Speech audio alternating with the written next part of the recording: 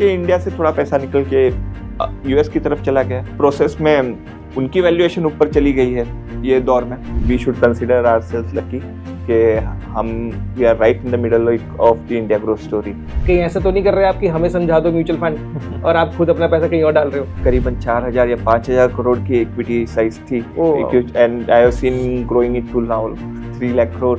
History doesn't repeat itself, history rhymes. हमारे लिए क्योंकि fund manager is like the bull of the market, या फिर ऐसे कहो कि जो मार्केट्स को चलाते हैं। जैसे मेरे हाथ में ऑफर लेटर आया था, उधर रेपको सिटी यूएस वाली कंपनी थी, बैंकरप्ट हो चुकी थी, तो I was nervous at that time कि आप पास थ्रू व्हीकल हो और आपको टैक्स नहीं पड़ता बाइंग सेलिंग पे as an institution, because mutual funds are registered as a trust. तो ये टैक्सेशन वाला तो आपने बड़ी ज़बरदस्त इन्फॉर्मेशन दी। होपफुली ये इन्वेस्टर्स के लिए काफ़ी बड़ा वैल्यू ऐड होगा। ऐसे टफ टाइम में आप कैसे पोर्टफोलियोज को संभालते हो और अभी आप मार्केट्स को कैसा देख रहे हो? Hi everyone, welcome to my YouTube channel Financial Freedom with Arun. Markets are on a roller coaster ride.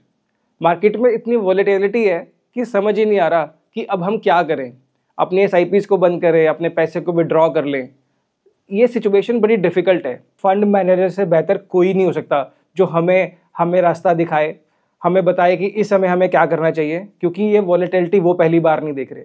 ऐसी वॉलेटिलिटी वो पहले भी कई बार देख चुके हैं। तो हमने सोचा आपको एक ऐसी शख्सियत से मिलवाएं जो पिछले 20 सालों से भी ज़्यादा का एक्सपीरियंस कैरी करते हैं, इक्विटी मार्केट्स में ऑपरेट कर रहे हैं और एक ऐसी टीम का एक क्रूशियल हिस्सा है जो ऑलरेडी 3 लाख करोड़ रुपए से भी ज़्यादा मैनेज करती है। So let's welcome mister Mandar Pawar, senior vice president from Kotak mutual fund. So thank you so much mister Mandar Pawar thank you for sparing your time from the busy schedule. And आज हम जो आपके साथ इंटरेक्शन करेंगे, इसमें आपको हमें बहुत सिंपल लैंग्वेज में बताना है कि कैसे हम लोग इक्विटी मार्केट्स को, म्यूचुअल फंड इन्वेस्टमेंट को और अपने पोर्टफोलियोज को एक सही तरीके से देख सकते हैं। बिल्कुल right. So firstly thank you Arun for giving this opportunity. और मार्केट के बारे में तो बात होती ही रहती है, लेकिन साथ में कैसे मार्केट में पार्टिसिपेट करें उस पर ज़्यादा ध्यान हो, क्योंकि इन्वेस्टर्स को they have to benefit from this India growth story. It is not exclusive to anyone, it is for everybody.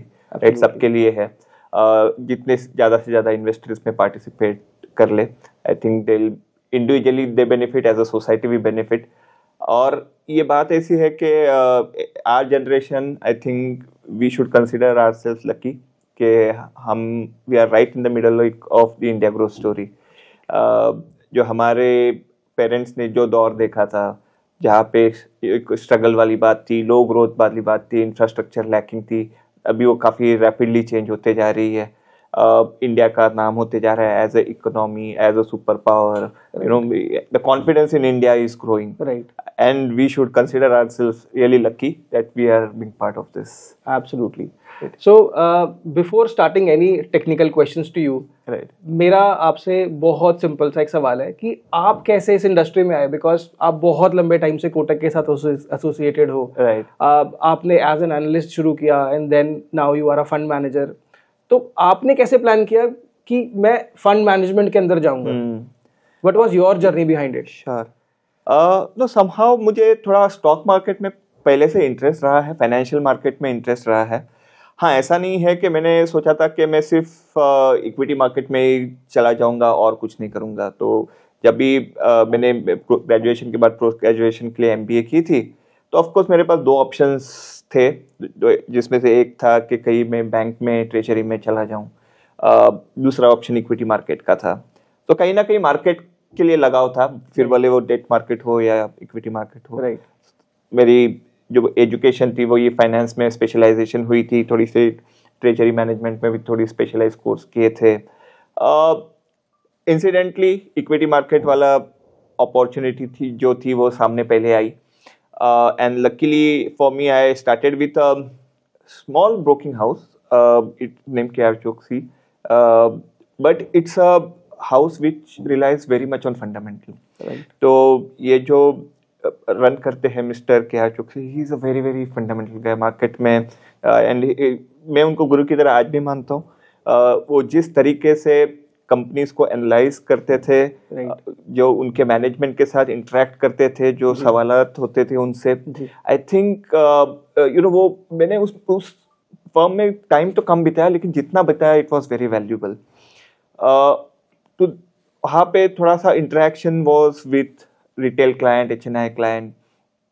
I spent about 1.5 years there. फिर वहाँ से मैं थोड़े बड़े सेटअप में चला गया जहाँ पे इंस्टीट्यूशनल इन्वेस्टर्स भी होते हैं। तो जैसे म्यूचुअल फंड, इंश्योरेंस, इन क्लाइंट्स को सर्विस करने चालू हो गए थे। So I had moved into a firm call Refco Sify. अभी फनी बात ये हुई थी, जैसे मेरे हाथ में ऑफर लेटर आया था, उधर रेफको सिफी यूएस वाली कंपनी थी, बैंकक्रप्ट हो चुकी थी। तो I was nervous at that time, but God's blessings were there. तो वहाँ पे मैं 2 साल 2.5 साल और निकाल लिए, जहाँ पे ब्रोकिंग में, जहाँ पे हुआ ऐसा कि मैं इंडिपेंडेंटली कुछ कंपनीज की तरफ देखने लगा, एनालाइज करने लगा। मैं स्टार्ट कर रहा था oil and gas as a sector. फिर जब भी कोटक में अपॉर्चुनिटी आई तो ऑयल एंड गैस के साथ मेटल्स एज अ सेक्टर जुड़ा था, क्योंकि वो भी कमोडिटी है। And there again I was blessed having a very good boss, Elroy, who had come from Kotak Institutional Equity, and I think that is a good fortune I think I had. Every time in my career I got a good guide always. फिर वो मेरे immediate boss हो या super boss हो, Elroy was very much fundamental driven guy, and जिस तरह से companies को एनालाइज कर रहे हैं, उन्होंने मुझे भी थोड़ा फ्रीडम दिए थे और सेक्टर्स है कंपनीज एनालाइज करने। नीलेश सर बाद में ज्वाइन कर गए। नीलेश सर का अलग ही उनका एक एक्सपर्टीज है, उनकी अलग ही एक एक्यूमेन है, एंड वहाँ से भी बहुत सीखने मिला है मेरे को, जो आज भी सीख रहा हूँ। सो आई थिंक ये जो दौर था, मैंने करीबन 17 साल बिताए हैं कोटक में, and each year I am learning something or the other, from my immediate bosses, my fund managers, Harsha है, पंकज है, शिवानी है, इन सबसे कहीं ना कहीं अलग नजरिया मिलता है किस तरह से स्टॉक्स को देखा जाए। So my career I think more spend in that manner के look more at companies, look more at sectors, and how you finally, amongst that, choose the best stocks which will give you best returns. Right. तो हमारे लिए क्योंकि fund manager is like the bull of the market, या फिर ऐसे कहो कि जो मार्केट्स को चलाते हैं, हम लोग तो फंड मैनेजर्स को ऐसे ही देखते हैं, ऐसे ही समझते हैं उनके बारे में। तो आप जो फंड मैनेजमेंट के अंदर आए, तो आपको क्या लगा था कि ये कितना आसान या कितना डिफिकल्ट होने वाला है, या फिर आपका पैशन था जो आपको लगता था कि नहीं ये हम बहुत इजीली कर लेंगे? क्या और ये इजी भी है आपके लिए? नहीं, इजी तो मैं नहीं कहूँगा है, क्योंकि जैसे हमने देखा है मार्केट में जितने टाइम स्पेंड किए, एवरी टाइम मार्केट, हम जो कहते हैं एक्सपीरियंस इंपॉर्टेंट है, of course you need to analyse cycles, experience बड़ी काम आती है, लेकिन हर एक साइकिल कहीं ना कहीं थोड़ी सी अलग निकलती है, राइट? मतलब मैंने कहीं तो एक टर्म पढ़ी थी कि history doesn't repeat itself, history rhymes. मतलब सेम टू सेम रिपीट नहीं होगी, लेकिन कहीं ना कहीं वो राइम कर जाती है। तो ये आई थिंक वही है कि मतलब मैंने कहा कि अगर मैंने पिछला बुल रन देखा है तो मैं इस बुल रन में भी कमा लूं without using too much of my head. ऐसा नहीं है, every time I have to use my head as well as heart. I think from that perspective, the experience always helps. I think it is not just the fund managers who run that. Of course, we are managing funds for the public, right? हम एक fiduciary responsibility वो बिता रहे हैं. But we are one amongst the many participants in the market, right? हम लोग fund manager एक domestic mutual fund के लिए है. सामने आपके बड़े टेन्योर टाइम होराइजन रखने वाले कुछ लॉन्ग ओनली फंड्स होंगे, कुछ शॉर्ट टेन्योर ट्रेडिंग पर्सपेक्टिव रखने वाले हेज फंड्स होंगे. मैं आपको यहाँ रोकूंगा क्योंकि ये जो आपके टेक्निकल शब्द हैं शायद हमारी ऑडियंस को हम धीरे धीरे समझा पाएंगे. बिल्कुल. And you have to take us through to the journey. Sure. But मुझे आप ये बताइए सबसे पहले कि आप कितना पैसा मैनेज करते हैं? How big money you manage? Okay, so individually I am managing a fund which is about 900 crores. 900 crore की fund है. But in equity as a whole at Kotak ये करीबन 3 लाख करोड़ अपना overall equity AUM managed है, right? So I think this is an industry. जब भी मैं join किया था तभी I think करीबन 4,000 या 5,000 करोड़ की equity size थी. And I have seen growing it to now 3 lakh crore. I think उसमें हुआ ये है कि एक तो जो जनरल एजुकेशन बढ़ चुकी है इन्वेस्टर्स में रियलाइज करने लगे हैं कि how equity investing is good, वहां से इक्विटी इन्वेस्टमेंट में how mutual fund is a very good tool. क्योंकि हुआ है कि mutual fund as a industry जिस तरीके के रेगुलेशंस हैं, that has built trust amongst the investors. I think that is that is one factor I think we all can take pride of कि ये इंडस्ट्री में ट्रस्ट फैक्टर बरकरार है। जब हम वो दौर से गुजर चुके हैं जब भी स्कैम हुए करते, स्टॉक मार्केट को स्कैम कितने नजरिए से देखते थे या जुआ के नजरिए से देखते थे, वहां से जो हम म्यूचुअल फंड की तरफ मूव हुए हैं जहाँ पे एक well regulated industry to lot एक सेबी को ऑल्सो उसका क्रेडिट जाता है the way they have managed this. I think where the investors also gain not just the trust but also like mutual fund is the simplicity.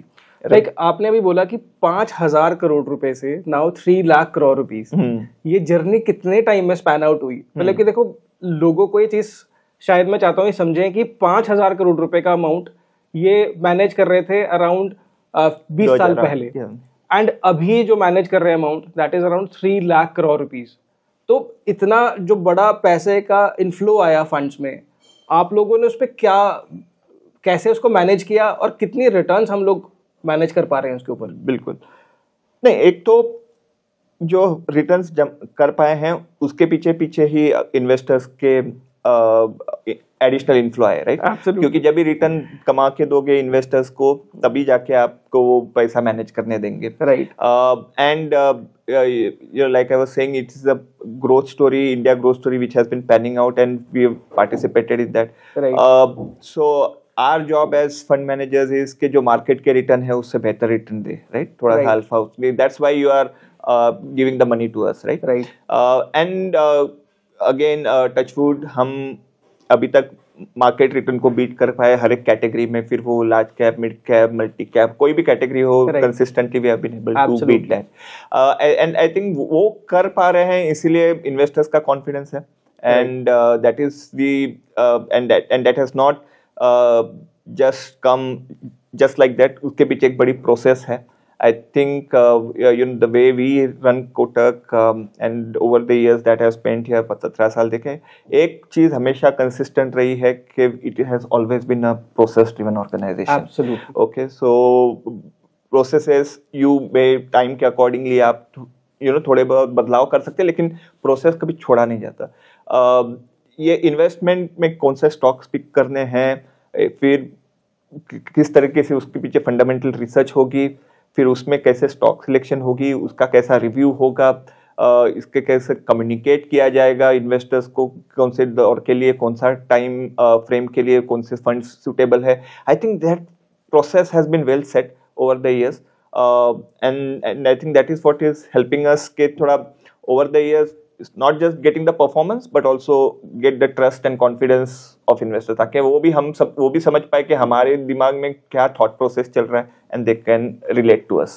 Before knowing the process from you, मुझे आपसे एक सवाल पूछना था कि आपने commodity के साथ स्टार्ट किया एज एन एनालिस्ट, तो उसके बाद अब आप जो फंड मैनेज करते हो वो ESG फंड है, एनवायरमेंट सोशल गवर्नेंस, तो वो बिल्कुल टर्न अराउंड स्टोरी थी कि आप वहां पे कहाँ ऐसे सेक्टर्स पे फोकस कर रहे थे जो प्रोबेबली हार्मफुल फॉर एनवायरमेंट है, बट अभी जो आप मैनेज कर रहे हो उसमें वो एक्सक्लूडरी स्ट्रैटेजी है। बिल्कुल। तो वो ऐसा ट्रांजिशन कैसे पॉसिबल हुआ? ओके, आई थिंक जब आप थोड़ा टाइम निकालते हो मार्केट में तो आपकी जो रिसर्च करने की जो होराइजन है वो काफी एक्सपांड हो जाती है। आप बहुत सारे सेक्टर्स कवर कर रहे हैं। सो जैसे मैंने शुरुआत तो की थी मेटल्स और ऑयल एंड गैस से, जो जैसे आपने कहा कि कमोडिटी वाले सेक्टर्स है, प्राइसेस काफी ऊपर नीचे होते हैं, वॉलेटाइल होते हैं, बट साथ साथ में जैसे मैंने थोड़े बहुत और भी सेक्टर्स कवर करने लग गया, जैसे कि कंज्यूमर रिटेल कवर करने लग गया हूँ, टेलीकॉम कवर करने लग गया, तो पर्सपेक्टिव थोड़े ब्रॉडन हो चुके हैं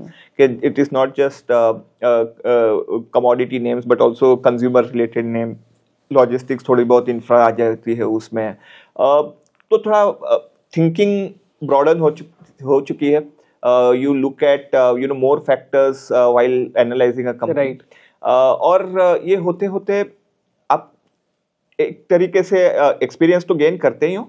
और जो ESG वाली बात हुई थी, see ESG as a theme, it is something which थोड़ी सी लाइमलाइट से हट चुकी है, but it is not something which is redundant factor, वो नहीं हुआ, मतलब ये खत्म नहीं हुई है ये। ओके, कंपनीज बहुत उस पर अभी भी काम कर रही है और वो होते रहेगी आगे भी, क्योंकि कहीं ना कहीं जो कंपनीज के ऑपरेशंस चलते हैं, बिजनेस चलते हैं, जिसके पीछे एनवायरनमेंट पे इम्पैक्ट जो होता है, सोसाइटी पे इम्पैक्ट होता है, और किस तरह से कंपनी गवर्न होती है, आई थिंक इसकी जो जानकारी है और इसका जो इम्पोर्टेंस दिया जाता है वो तो बढ़ते ही जा रहा है। राइट। ओके, ये हुआ है कि बाकी सब एक टाइम था जहाँ पे ये फैक्टर बहुत इंपॉर्टेंट हुए थे और वो जहाँ ये थीम पॉपुलर हो चुकी थी।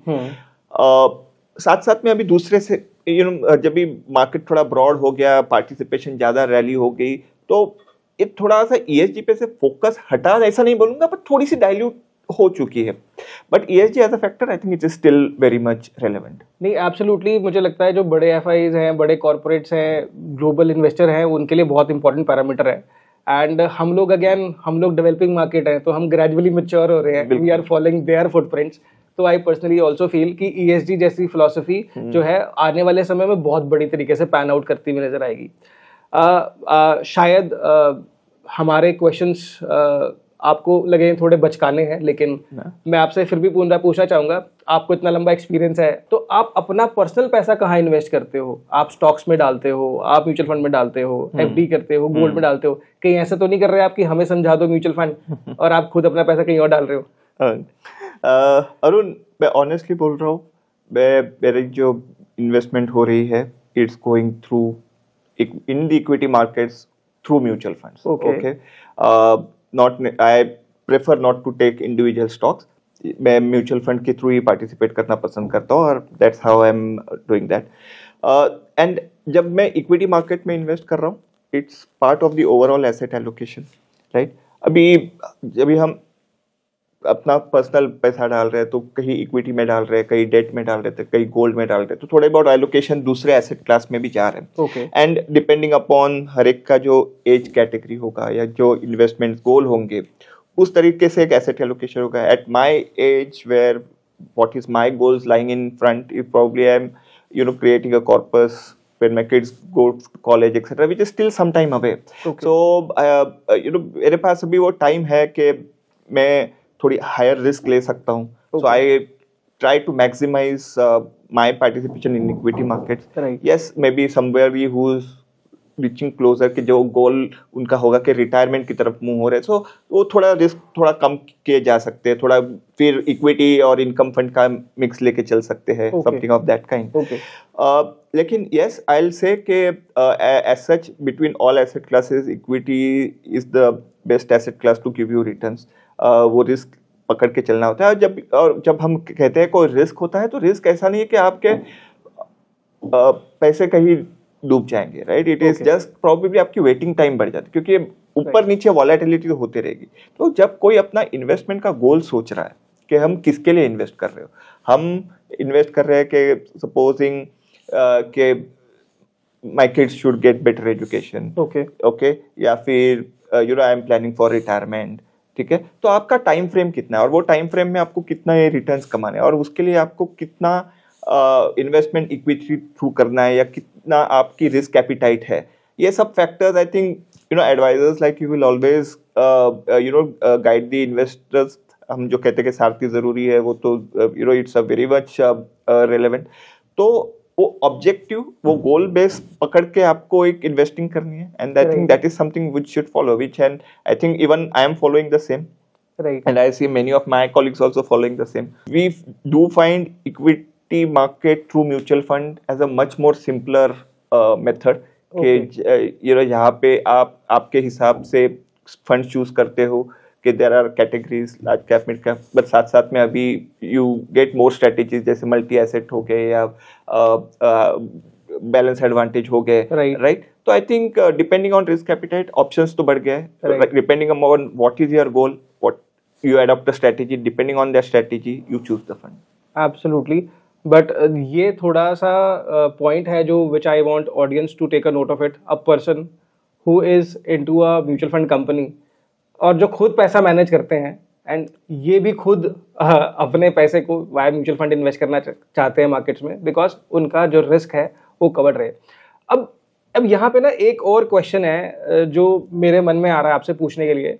आजकल ना बहुत सारे लोग हैं जो इंस्टाग्राम पे, फेसबुक पे आके स्टॉक्स की एडवाइजरी कर रहे हैं, जो बता रहे हैं कैसे पोर्टफोलियो बनाना है।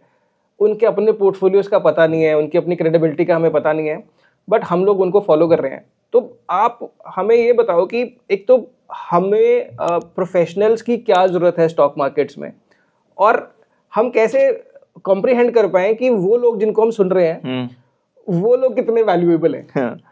नहीं, ये थोड़ा सोशल मीडिया के दौर में ये तो हो चुका है कि many people are coming forward and giving advice etcetera. ठीक है, it's a free country, they free speech है, right? But yes, I think वो जो ड्यू डिलिजेंस प्रोसेस होनी चाहिए कि हम किसको फॉलो कर रहे हैं, उनका एक्सपीरियंस क्या है, उन्होंने कौन सी मार्केट्स के दौर देखे हैं, उनके क्रेडेंशियल्स क्या है, बैकग्राउंड क्या है। आई थिंक ये सब की ड्यू डिलिजेंस होनी ज़रूरी होती है। सो वो background check I think is very necessary. मतलब आप किसी को भले ही सोशल मीडिया में ओवर दी प्लेटफॉर्म देख रहे हो या फिर इन पर्सन देख रहे हो, राइट? उनका बैकग्राउंड चेक एंड एक्सपीरियंस, वो आदमी आपको रिकमेंड कर रहे हैं, उनकी understanding of the market, understanding of investments cycle, I think ये सब इन्वेस्टर्स को पहले जज करना बहुत इंपॉर्टेंट है। अभी कुछ एक इन्वेस्टर्स हम देखते हैं जो अपने आप को बोलते हैं कि लाइक आई एम मैनेजिंग, मेरा अपना पोर्टफोलियो जो है वो 50 करोड़ का है, 20 करोड़ का है, या कई बार वो ऐसे बोल देते हैं। अभी एक स्कैम भी पकड़ा था सेबी ने स्मिता के नाम से, उसमें वो कह रही थी कि मैं 200-250 करोड़ का पोर्टफोलियो मैनेज करती हूँ, वेरेन उसके पास सिर्फ 10 करोड़ रुपए का टोटल पोर्टफोलियो था। तो ऐसे लोगों के साथ कैसे हम डील आउट करें, क्योंकि एज एन इन्वेस्टर आप समझो बड़ा प्रॉब्लमेटिक है। आप हो एक्चुअली एक इंस्टीट्यूशन के साथ जुड़े हुए हो, आपके पास प्रोसेसेस हैं, वेयर एज जो एक बंदा आ गया जो रील्स में इंस्टाग्राम में वायरल हो गया, उसके साथ मैं ज्यादा रिलेट कर पा रहा हूँ, आपसे नहीं कर पा रहा हूँ रिलेट। उस केस में एज एन इन्वेस्टर मैं अपने आप को प्रोटेक्ट कैसे करूँ? कुछ एक ऐसे मंत्रा आप हमें बता दो ताकि मैं उसको देख के कॉम्प्रिहेंड कर पाऊँ बहुत इजीली कि यार ये सही लग रहा है और ये थोड़ा फिशी है। Okay, I think as an industry भी जो हमने काफी प्रमोट किया है कि म्यूचुअल फंड सही है, राइट? आई थिंक वो सही में भी अगर आप देखो तो एक तरीके से we have a long history of mutual fund houses, not just Kotak but all the fund houses that are in the market, right? Closely monitoring होती है, सेबी को रिपोर्टिंग होती है, एवरी मंथ फैक्ट शीट निकलती है, क्या ट्रेड्स है, क्या पोर्टफोलियो है, सब आपके सामने होती है, पूरे डिस्क्लोजर्स है, कितने एक्सपेंस चार्ज होते हैं फंड में, क्या वोलेटिलिटी है, ये सब पैरामीटर्स आपके सामने हर मंथ मिल जाते हैं। इनफैक्ट चाहो तो हर डे भी मिल जाएगा अगर आप वेबसाइट पे जाके चेक करो तो, right? So the disclosure levels what a mutual fund gives is compare to no, हम एज अ इंडस्ट्री में बोल रहा हूँ कि जो डिस्क्लोजर दे रहे हैं is much ahead of others, right? तो इसके लिए for somebody to identify who which entity to give your funds to manage, I think mutual fund should easily come out as the top option. वो मतलब I think सबसे best option रहेगा when it comes to trust, and I think over the years भी as an industry ये prove हो चुकी है।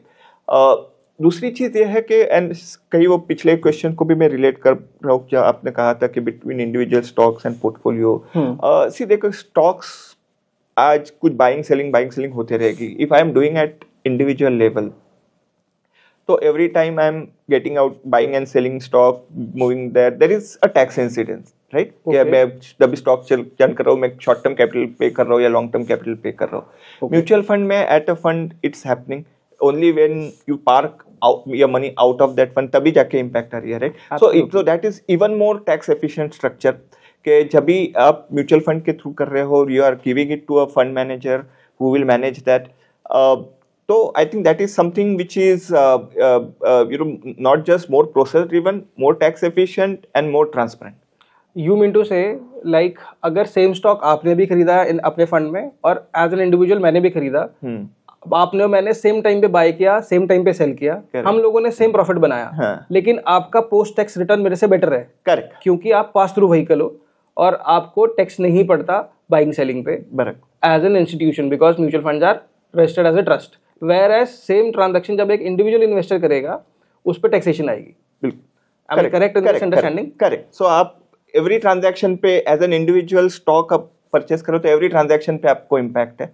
Okay. Where as जब आप फंड में करोगे तभी, जब आप फंड से स्विच इन स्विच आउट कर रहे हो तभी आपका इम्पैक्ट है, लेकिन जब फंड ट्रांजैक्ट कर रहा है तो that tax incidence is not there. तो इससे तो बड़ा सब्सटैंशियल रिटर्न्स में डिफरेंस आ जाता होगा। करेक्ट, आ ही जाएगा। क्योंकि मतलब जब भी आप लॉन्ग टर्म इन्वेस्टिंग की तरफ से सोचते हो and when you keep your money in a fund for a longer period, you definitely have a lesser tax incidence if you have a lesser churn, but वो churn हो रहा है at fund level, right? So that is getting managed there. So from an individual taxation, I think from tax angle also it makes lot of sense to go through a mutual fund route. तो ये taxation वाला तो आपने बड़ी ज़बरदस्त information दी, hopefully ये investors के लिए काफ़ी बड़ा वैल्यू ऐड होगा। अब मुझे आपसे ये जानना है कि आपने बताया फंड्स के बारे में, म्यूचुअल फंड्स बेटर हैं, टैक्सेशन भी कम लगता है, बट आजकल इंडिविजुअल स्टॉक सिलेक्शन को लेके बड़ा क्रेज है। तो मैं ये जानना चाहता हूँ कि आपका एज अ फंड हाउस या आपके पर्सनली आपका स्टॉक सिलेक्शन का प्रोसेस क्या रहता है? आप एक ऐसे कैसे डिसाइड करते हो कि ये वाला स्टॉक जो है ये मेरे पोर्टफोलियो का पार्ट होगा या ये वाला स्टॉक मेरे पोर्टफोलियो का पार्ट नहीं होगा? उसका एक प्रोसेस क्या है वो? उसको आपको लेकिन हमें बहुत सिंपल लैंग्वेज में बताना है ताकि हमारे जो इन्वेस्टर्स हैं वो इसको समझ सकें। बिल्कुल। देखिए, हम जब भी कोई स्टॉक में इन्वेस्ट कर रहे हैं, हाँ जी, तो पीछे ऑब्जेक्टिव क्या है कि उस पे से हमारी रिटर्न बने, राइट? अगर मैं उसमें 100 रुपए डालो तो उसके सामने मुझे 125, 130, 150 जो भी हो वो रिटर्न मिल जाए, राइट? Okay, right. वो कभी होगा जब हम जिस कंपनी में इन्वेस्ट कर रहे हैं तो हम क्या कर रहे हैं, हम जो धंधे में पार्टिसिपेट हो रहे हैं, वो उसका जो बिजनेस है उसमें पार्टिसिपेट हो रहे हैं। ओके। जब वो बिजनेस ग्रो होगा तभी उसकी वैल्यू बढ़ेगी। करेक्ट। तो हम जब अपना पैसा लगा रहे हैं किसी स्टॉक के पीछे, तो समझ लीजिए हमने उस धंधे में पैसे डाले हैं, उस बिजनेस में पैसे डाले। ओके। तो उसकी वैल्यू कैसे बढ़ेगी, वो बिजनेस की वैल्यू कैसे बढ़ेगी? जब वो बिजनेस ग्रो होगा या अच्छा मुनाफा कमाएगी, राइट? ओके। तो ये समझना है। तो अगर सिंपली पुट हमको चाहिए कि कौन सा बिजनेस ग्रो हो रहा है, हम उसके पीछे हमारा पैसा लगा रहे हैं, करेक्ट? ओके। तो बिजनेस कैसे ग्रो होती है, तो इसके पीछे फैक्टर्स तो बहुत है, लेकिन 3-4 फैक्टर्स बहुत रेलेवेंट है। And I'll even narrow down to 3 names, क्योंकि हम भी एक फिलोसफी फॉलो करते हैं जिसमें पीछे कहते हैं हम बिजनेस, मैनेजमेंट और वैल्यूएशन। ओके। ये जो 3 फैक्टर होते हैं वो बड़ा रोल करते हैं किसी भी कंपनी की वैल्यूएशन या फिर प्रॉफिटेबिलिटी ग्रो करने के लिए। ओके। जब हम बिजनेस की बात करते हैं तो क्या हो रहा है कि वो जो जिस इंडस्ट्री में ऑपरेट कर रहे हैं वो कैसा बढ़ रहा है, राइट?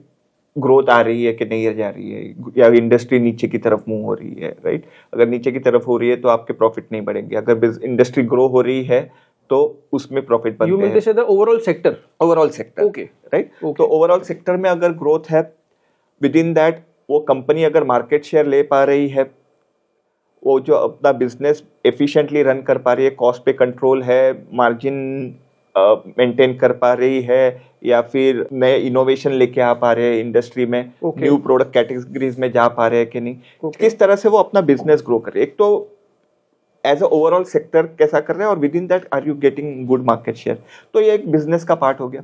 सो क्या वो कंपनी ये सही कर रही है कि नहीं, that is one. Okay. Second जो फैक्टर कहा था मैनेजमेंट, आई थिंक ये बड़ा रोल प्ले करती है, क्योंकि जो ऑफिसर्स या प्रमोटर्स जो कंपनी को रन कर रहे हैं, भले ही वो कंपनी के ओनर्स हो या फिर वो प्रोफेशनल्स हो जो कंपनी रन कर रहे हैं, how good is their understanding of their business, how is they are thinking, क्योंकि कहीं ना कहीं एक वो risk strategy of that promoter और द फंड मैन और the professional also comes in to play, कि वो किस तरीके से बिजनेस साइकिल समझ पा रहे हैं, कहाँ पे उनकी ग्रोथ कैपिटल लगा रहे हैं। क्योंकि when we are invest like an investor is trusting a fund manager और an investor is trusting a company management, कि वो अपना पैसा सही जगह पे इन्वेस्ट करे और ग्रो करे, राइट? तो जब वो सही सेक्टर में इन्वेस्ट करेंगे, सही प्रोजेक्ट्स में पैसा लगाएंगे जहाँ पे से मुनाफा बढ़ सकता है, बिजनेस ग्रो हो सकता है, और जो ये भी समझ के चलते हैं कि वो अकेले के पैसे नहीं हैं, वो एक इन्वेस्टर्स की पूल है और उसको लेके माइनॉरिटी शेयर होल्डर्स के भी जो इंटरेस्ट है उसको भी मद्देनजर रखते हुए पैसा में बिजनेस मैनेज कर रहे हैं, तो ये मैनेजमेंट वाली होगी। और तीसरा है वैल्यूएशन। ये जो थोड़ी बहुत मार्केट स्पेसिफिक बात होगी कि कभी कभी मार्केट में वैल्यूएशन ऊपर नीचे चले जाते हैं for many reasons, you know, money flow, money outflow, inflow, कहा पी रेशियो ऊपर नीचे हो जाते हैं, कोई मार्केट कंडीशन, पॉलिसी फैक्टर्स, बहुत सारे फैक्टर्स होते हैं जो उसका वैल्यूएशन पे थोड़ा सा प्रभाव होता है। राइट। तो कहाँ पे वैल्यूएशन बढ़ने के स्कोप्स हैं, जहाँ पे जब हम पी रेशियोज की कई बात कर रहे हैं, या फिर कहाँ पे इनकी वैल्यूएशन मल्टीपल एक्सपांड हो सकती है। ओके। जब हम ये तीनों चीजें देख रहे हैं, बिजनेस, मैनेजमेंट, वैल्यूएशन, तो ये स्टडी कर रहे हैं, तो उसके पीछे भी एक प्रोसेस है। मैं पहले जब बात कर रहा था कि we follow a certain process, तो बिजनेस फॉलो करते हैं या मैनेजमेंट को फॉलो करने के लिए या वैल्यूएशन को स्टडी करने के लिए भी एक प्रोसेस है। जब हम बिजनेस को फॉलो कर रहे हैं तो कंपनीज के फाइनेंशियल्स देख रहे हैं, इंडस्ट्री की स्टडी करते हैं, at the same time we talk to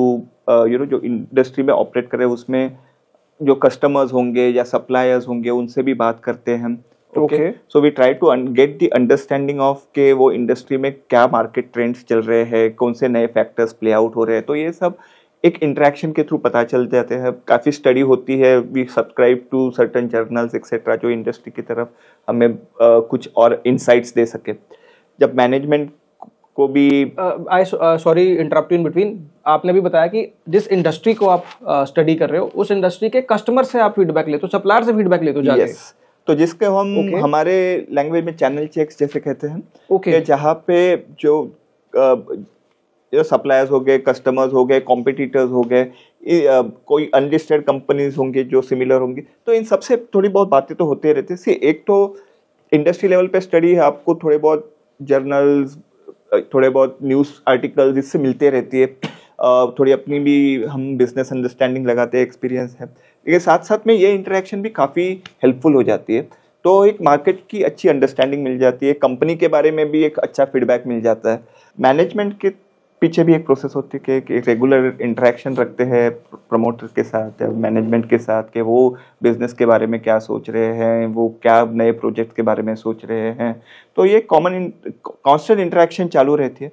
valuation भी जब भी होगी, हम ये भी एनालाइज करके जो वैल्यूएशन हिस्ट्री के हिसाब से किधर चल रहे हैं या दूसरे देशों के मार्केट के हिसाब से कैसे चल रहे हैं, तो ये सब की एक वो प्रोसेस सेट है।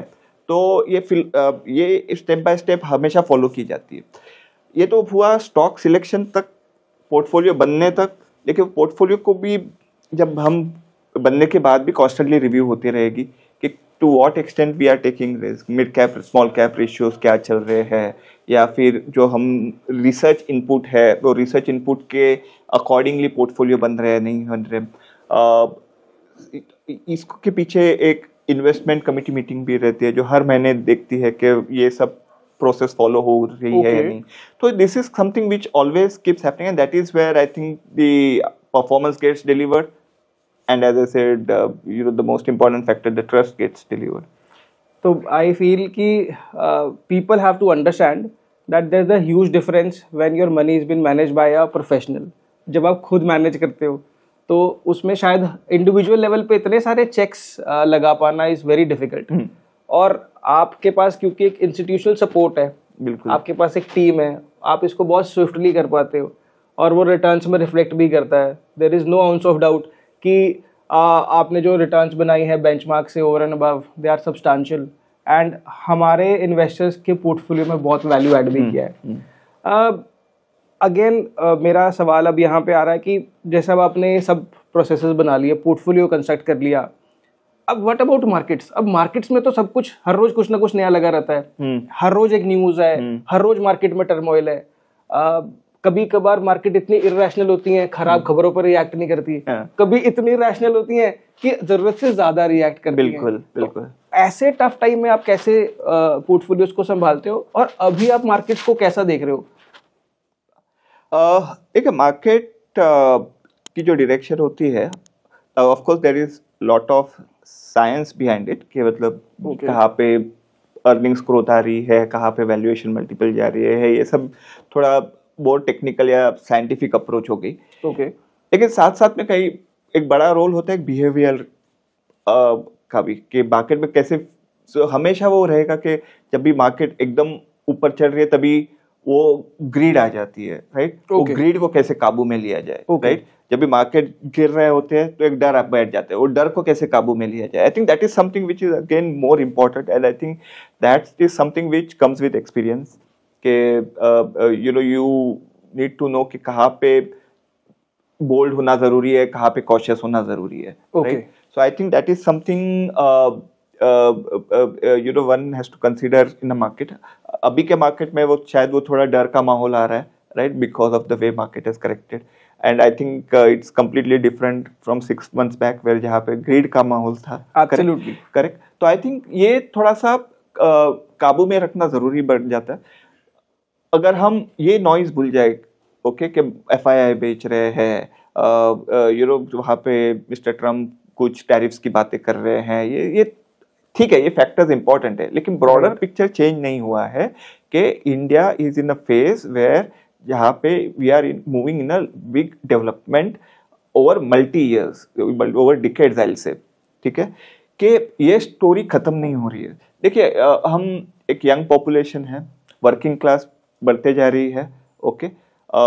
जब कोई भी देश, कोई भी इकोनॉमी इस दौर से गुजरता है, we see the consumption moves up, the development moves up, there is more and more need for this infrastructure to come up, demands बढ़ते जाएंगे, तो ये एक इकोनॉमी को बढ़ाती है।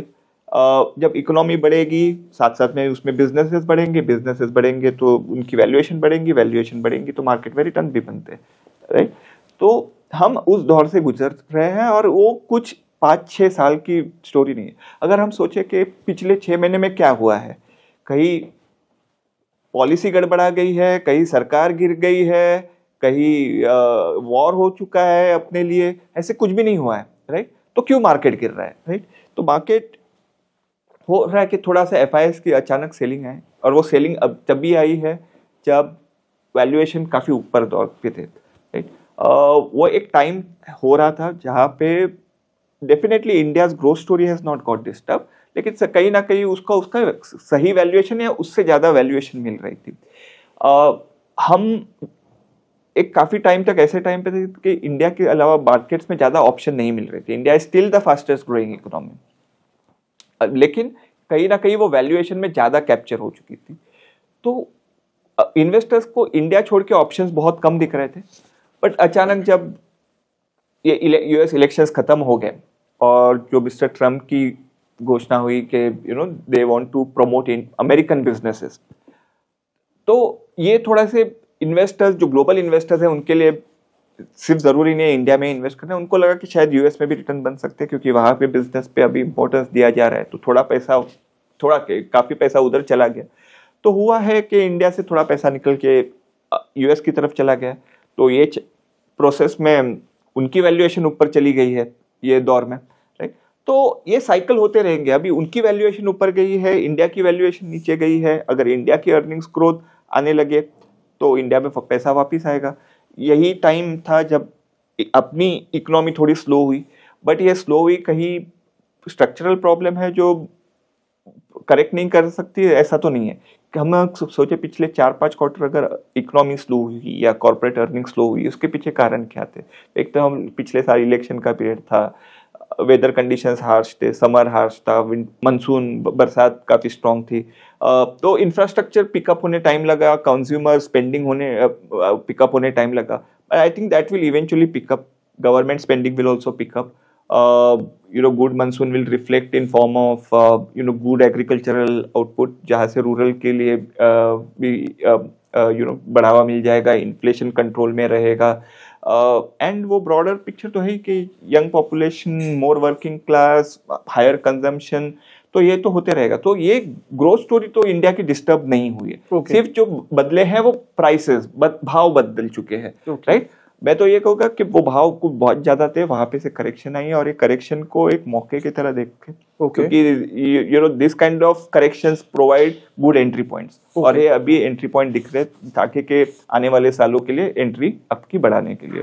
FIIs की आपने बात की, फॉरेन इंस्टीट्यूशनल इन्वेस्टर, ऑब्वियसली हमारी मार्केट के सबसे बड़े प्लेयर हैं, बट वो कितना ओन करते हैं इंडियन मार्केट्स को, वो बेच कैसे पा रहे हैं? मतलब कि उन्होंने, मेरा सवाल ये है इन सिंपलर टर्म्स, उन्होंने हमारे पास कितने पैसे लगाए थे, आज कितने हो गए हैं, और वो कितना निकाल रहे हैं? ओके, अगर हम टोटल मार्केट में लिस्टिंग देखें तो there are multiple owners, right? Promoters हैं, डोमेस्टिक इन्वेस्टर्स है, जिसमें म्यूचुअल फंड आ गए, इंश्योरेंस कंपनीज आ गए, इंडिविजुअल इन्वेस्टर्स आ गए, और एफआईआईज अलग से आ गए, right?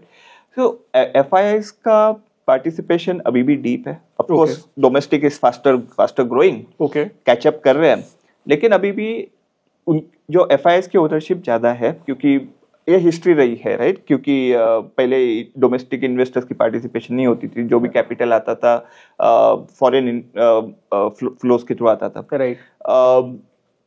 Now in current juncture I think कुछ करीबन 18 या 19% of the ownership lies with FII. Okay, अगर हम उसको सिर्फ प्रमोटर्स का हिस्सा निकाल के देखें, ओके, तो करीबन 1/3, लेट्स से 32-33% के रफली is with FIIs. It means जो मेरी अंडरस्टैंडिंग बन रही है आपकी बात से, वो ये है कि जो फ्लोट होते हैं स्टॉक्स, उसका 30% एफआईआईज ओन करते हैं. करेक्ट, क्योंकि प्रमोटर वाला हिस्सा तो कभी फ्लोट ही नहीं होता मार्केट में. बिल्कुल सही अंडरस्टैंडिंग.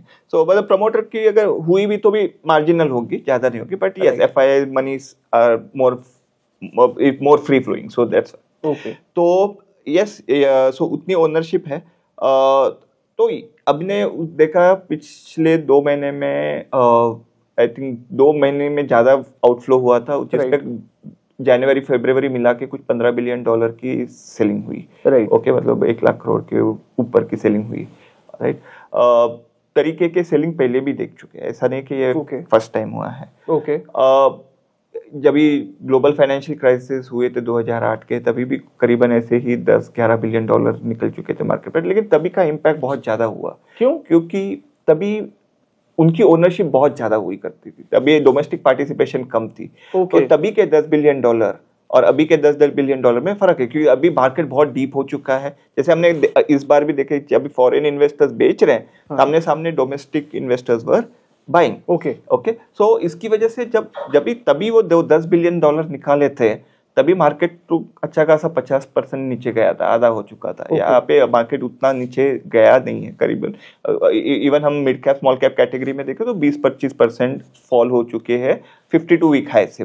पर उनकी ब्रॉडर तो ownership mid cap small cap में रहती है, लार्ज कैप में रहती है? ज्यादातर लार्ज कैप होती है. आई थिंक करीबन 70% उनकी लार्ज कैप की तरफ होंगी, बाकी की 30% मिड कैप और स्मॉल कैप मिला के होंगे. बट हाँ, हुआ है कि पिछले कुछ सालों में स्मॉल कैप की तरफ और मिड कैप की तरफ उनका पार्टिसिपेशन ज्यादा होने लगा था, ठीक है, और वहां पे उनके अच्छे खासे प्रॉफिट्स भी हुए थे. तो जाहिर सी बात है कि थोड़ा जब भी उनको पैसा अमेरिका लेके जाना था, जहाँ पे उनको प्रॉफिट दिख रहे थे वहां पे बुक कर रहे हैं. तो जब भी प्रॉफिट बुक कर रहे हैं तो शायद स्मॉल कैप मिड कैप में उन्होंने पहले बेचे होंगे अदर देन लार्ज कैप. तो ये थोड़ा सा उसकी वजह से इम्पैक्ट ज्यादा दिखा है mid cap and small cap में. और वहां पे जैसे हम वैल्यूएशन की बात की, तो valuation in mid cap and small cap had reach a very high level. मतलब हाई लेवल का मतलब क्या, हम जब पी रेशियो की बात करते हैं, पी रेशियो क्या है, कोई वैल्यूएशन प्रॉफिट के सामने आपको क्या वैल्यूएशन मिल रही है, राइट?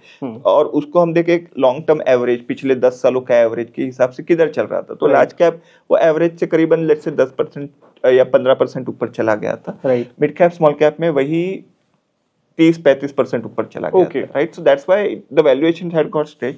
एंड वहां पे ज्यादा उन्होंने लगा कि यहाँ पे ज्यादा पैसे नहीं ज्यादा बन सकते, तो वहां पे उन्होंने प्रॉफिट बुकिंग कर लिया और वो इम्पैक्ट दिखने लगा है. तो आगे पैसे बनेंगे? मेरे ख्याल से तो बिल्कुल बनेंगे, क्योंकि अभी जिस तरीके से प्रॉफिट बुकिंग हुई, वैल्यूएशंस अभी काफी रिजनेबल हुए हैं, तो यहाँ से बनेंगे. अभी भी एट टुडेज पॉइंट में भी अभी भी लार्ज कैप में थोड़ा कंफर्ट ज्यादा है, क्योंकि लार्ज कैप की जो पी रेशियो है लॉन्ग टर्म एवरेज के पास आ चुकी है. मिड कैप स्मॉल कैप अभी भी शायद 10-15% ऊपर है, ठीक है. तो शायद उधर और भी रूम है कि मे बी या तो प्राइस नीचे आए या फिर स्टॉक कहीं न जाए, अर्निंग्स को आने के लिए टाइम लग जाए, राइट?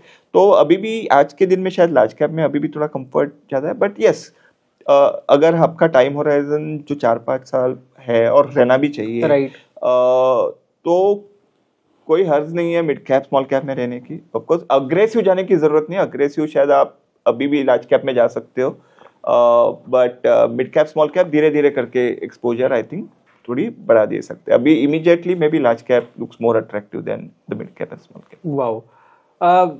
अब एक और क्वेश्चन मुझे आ रहा है दिमाग में कि पिछले 25 साल जो निकले हमारे देश के, उसमें हमने बहुत ज़बरदस्त रिटर्न्स बनाई। बहुत सारे फंड्स ऐसे भी रहे म्यूचुअल फंड्स के अंदर जिनका जो कंपाउंडेड एनुअल ग्रोथ रेट है वो 20% या उससे ऊपर भी रहा है। बट हमें, आपने बोला कि डेमोग्राफिक डिविडेंड भी है, हमारी इकोनॉमी की शेप अच्छी है, बट आपको लगता है कि क्या जो पिछले 25 साल में जितना पैसा बना है उतना पैसा अगले 25 साल में बना जाएगा या उससे ज़्यादा बनेगा? ओके, अगर हम लॉन्गर टर्म देखें, 20-25 साल देखें, तो मार्केट में रिटर्न करीबन 14-15% की कैगर पे बनी है। शायद हम पिछले कुछ सालों में, पिछले 3-4 सालों में आदत बन चुकी है कि 20% 25% रिटर्न दिखे, राइट। ओके, पर जरूरी नहीं है वैसे हर साल बनते हैं। तो 14-15% तक के रिटर्न इक्विटी मार्केट में बने, right, on a broader level. और at a fund house you expect कि वहां पे वो थोड़ा और आउट परफॉर्मेंस लेके आते हैं मार्केट रिटर्न से बेटर, तो और 2-3% या 4% आप उस पर और जोड़ लीजिए, ठीक है।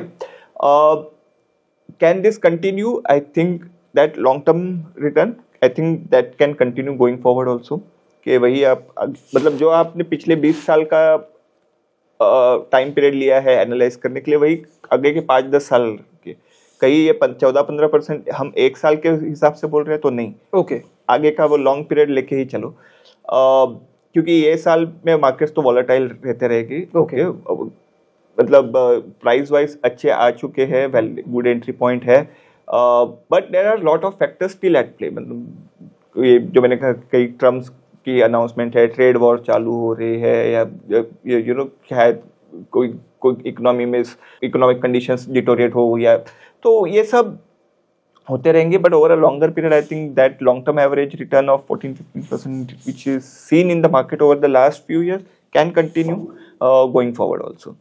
So that's where probably the expectations I think has to be set right, कि मतलब इतना रिटर्न आप अज्यूम करना इज रिजनेबल। अगर पिछले 2 साल या 3 साल के रिटर्न अगर देख रहे हो कि 20 या 25% रिटर्न हर साल बनने चाहिए, जरूरी नहीं है वो पैसे हर साल बने।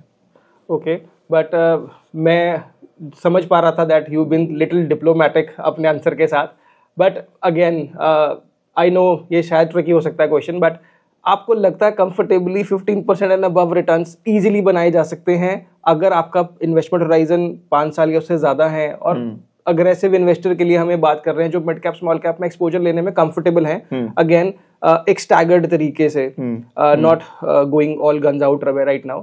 तो थोड़ा सा आपको लगता है कि ये इजी रहेगा जैसे पिछले सालों में रहा? आई नो आपने बोला है कि इतना इजी नहीं रहने वाला, बट फिर स्टिल मैं बार बार आपसे सवाल पूछ रहा हूँ कि 15% से ज्यादा रिटर्न बनाई जा सकती है या नहीं? ओके, पोटेंशियल है, इजी है क्या? तो मैं ये नहीं कहूँगा इजी है, ओके, क्योंकि हमने देखा, आज हम कह रहे हैं कि पिछले कुछ सालों में इजीली बन गए, लेकिन वही 5 साल पहले आप विद कॉन्फिडेंस नहीं कह सकते थे कि इजी थे, राइट? क्योंकि पिछले 5 साल में देखिए कोविड आके गया जिस किसी ने एंटीसिपेट नहीं किया था, राइट? इलेक्शन आके गए जिसके पीछे भी मार्केट ऊपर नीचे हुआ था, राइट? रशिया यूक्रेन वॉर चालू हुए, मिडिल ईस्ट में वॉर चालू हुए, वो भी ऊपर नीचे हुए मार्केट। तो ये सब फैक्टर्स कहीं ना कहीं एंटीसिपेट करने भी मुश्किल होते हैं, राइट? तो आगे भी ऐसे कुछ ना कुछ इवेंट्स आते ही रहेंगे, कहीं ना कहीं इलेक्शन होते हैं, कहीं ना कहीं जियोपॉलिटिकल टेंशन होती है, कहीं ना कहीं कुछ यू नो, कोविड तो 100 साल में एक बार हुआ है, so we don't expect that and we don't wish that it happens again, but you never know which new factor comes out. अभी बात होने लगी है AI की, right? तो AI के क्या असर रहेंगे, you know, on jobs etc. that all will have, इसके पॉजिटिव्स भी निकलेंगे, निगेटिव्स भी निकलेंगे, राइट? तो वो सब फैक्टर्स प्ले आउट होंगे। तो इजी तो कभी नहीं होता। हाँ, हम बोल सकते हैं कि ये सब फैक्टर्स प्ले होते होते मार्केट आपको 14-15% रिटर्न देती है, शायद ये आपको आगे भी शायद दे दे, ठीक है? दिस नंबर इज नॉट सैंक्रोसैंक्ट कि 14-15% बनेगी, वो हो सकते हैं वो 10-12 हो सकते हैं वो 17-18 हो, can be any number, but on a average I think वो पकड़ के चले कि जो पास्ट रहा है वो उसके आसपास में हम रहेंगे। And constantly monitoring is necessary. Yes, आज के दिन में ये लग रहा है and it may continue also, but one needs to be always on top के क्या मार्केट में डेवलपमेंट हो रहे हैं एक्सेट्रा. तो आप मॉनिटरिंग लेके चालू रखना इन्वेस्टमेंट अभी भी बनता है. Great, that is amazing. So thank you mister Mandar, आपने अपने इतने बिजी स्केड्यूल में से टाइम स्पेयर किया और हमें इतनी वैल्यूएबल इनपुट्स दी, हमें बताया कि हम लोग कैसे अपने पोर्टफोलियोज को कंस्ट्रक्ट करें. Before we end up this session, मेरा एक लास्ट और फाइनल सवाल है आपसे कि अभी जो बहुत सारे नए इन्वेस्टर्स इंडिया में ऐड हो रहे हैं पोस्ट पैंडेमिक, कितने सारे नए डीमैट खुले, एवरेज एज ऑफ डीमैट काफी कम है, आपका उन लोगों को क्या मैसेज है? क्योंकि वो लोग बहुत इम्पेशेंट है इस मार्केट में, थोड़े डरे भी हुए हैं और उन्होंने कभी ऐसी वॉलेटिलिटी देखी भी नहीं है. तो I want your words of wisdom to them so that कि उनके जो आने वाला समय है, उनका जो फ्यूचर है वो बेटर हो, इक्विटी से उनके एक्सपीरियंसेस बेटर हो, क्योंकि उनके जब इक्विटी से एक्सपीरियंसेस बेटर होंगे तभी वो अपने आने वाली जनरेशंस को इसमें ला पाएंगे विद दैट कॉन्फिडेंस. बिल्कुल, आपने एक इम्पोर्टेंट क्वेश्चन रेज किया because you know many investors started participating recently और उन्होंने शायद करेक्शन फर्स्ट टाइम देखा है, राइट. देखिए, हमने भी कहीं ना कहीं शुरुआत की है, राइट. फिर भले मैं हूँ, मेरे सीनियर फंड मैनेजर हो, या हम बड़े बड़े इन्वेस्टर दमानी जी हो, झुंझुनवाला, राकेश झुंझुनवाला जी हो, किसी ने भी हो, फर्स्ट टाइम एक बेयर मार्केट में झटका सबने लिया हुआ है जी, राइट. अभी जब करेक्शंस होते हैं तो डेफिनेटली कैपिटल लॉस होता है, उसका दर्द होता है, वो it's all fine, but it's also a good learning. See, मतलब ये समझना जरूरी है कि these are cycles which keep happening. Okay. You know, bull run, bear run are you know part of the market cycle. तो होते रहेंगे. First time capital loss होता है, definitely it is something unusual. तो first time disappointment होती है. But let's not lose hope. As long as आप ज़्यादा लीवरेज करके ओवर पार्टिसिपेट करके आप पैसा लगा रहे हो तो वो अवॉइड कीजिए, ताकि ऐसा ना हो कि आप कैपिटल लॉस हुआ और बाद में आपके पास कुछ ना रहे. So one has to be discipline. So discipline maintain करना ज़रूरी है for new investor, right. At the same time, I'll reiterate, keep that faith in India growth story which is there. I think from when I started my career to now, the only difference is that conviction has got even stronger. Absolutely. Okay, जब मैंने start किया था 2004-2005, तभी भी अब India was still considered a fragile economy. Okay. It was late up to 2010-2014, India was still considered a fragile economy. That's not the case. I think what has happened post-COVID, before COVID also, India has की एक recognition हो गई है कि it's a strong economy, it's not a fragile economy anymore, and the growth will continue. तो इसके लिए आप वो faith बनाए रखें, अपॉर्चुनिटीज आते रहेंगी, मायूस होने की कोई जरूरत नहीं. अगर कैपिटल लॉस अगर पिछले कुछ महीनों में हुई है, there is ample opportunity going forward की कुछ मार्केट की अपॉर्चुनिटी कुछ सालों में खत्म नहीं होनी है, कई दशकों तक चलेगी.